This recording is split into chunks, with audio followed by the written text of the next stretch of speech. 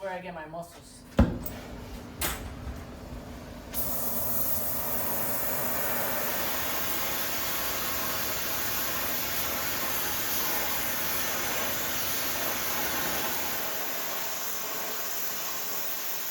I am half Costa Rican and Native American. I am a veteran of 25 years. I am also a teacher, a high school teacher, and a college professor. Okay, so I'm gonna start cutting.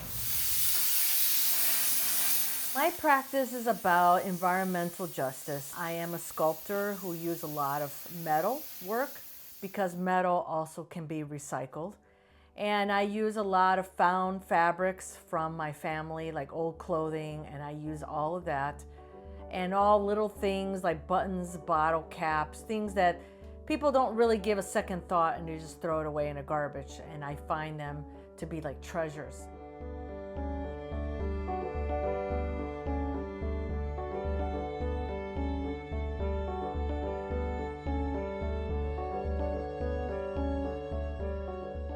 I just get really saddened to see how much we are such a consumeristic society and we continue to buy and buy and buy. And I just try to do my part in using things that I don't go out and purchase. Sometimes I get inspiration by the materials. Certain materials I use is symbolic, and then sometimes it's not. You know, I never really thought I was gonna get into metalwork until my mom told me one day, said, Gina, you need to start doing metal. I just love the metal work. I just feel like it's my zone. Like, it's like I feel like I'm back in the military, you know, because it's precision, but yet I can also be having fun and be organic with it. That's something that I could never do in the military. I could never fully express myself. I could not express my femininity. You could not cry, because if you cry, it showed that you were weak. So it's sort of like now I embrace all of that into my art, and I show the softness and the cuteness and the fluffiness and you know, and it makes me happy.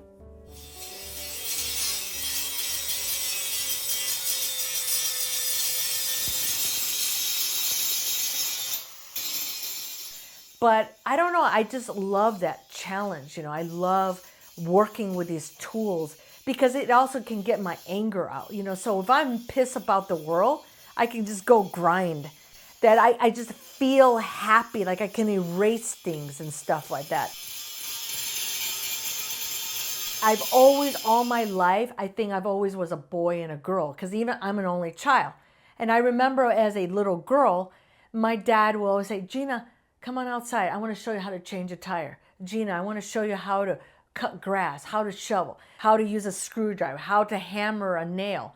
And that's one thing that I'm the most grateful about, is for my dad teaching me that. And he never said, oh, well, you're a girl, just go do girl things. My dad embraced that and said, you know, Gina, I want you to be self-sufficient. I want you to be independent. And I think that was the foundation. And then throughout my military career, you know, being in an all-male world, basically, and, you know, being a woman, always had to prove yourself.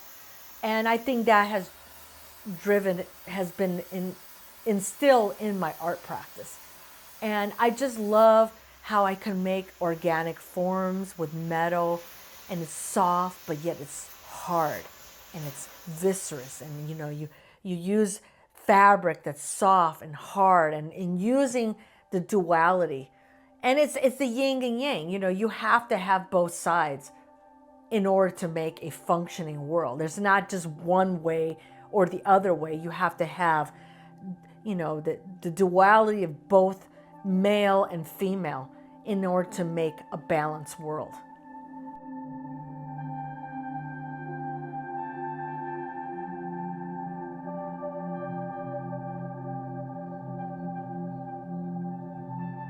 I always think about what will be my legacy? What will I leave behind?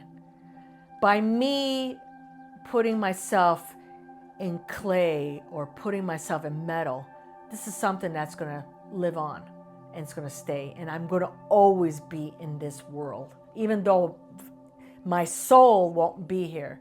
But something that I touch, something that I put my energy in, something that I cut with a plasma cutter that I know nobody else can mimic my line work. No one can ever duplicate. And that's what I aim for. I always aim to make something that's different, that can never be copied.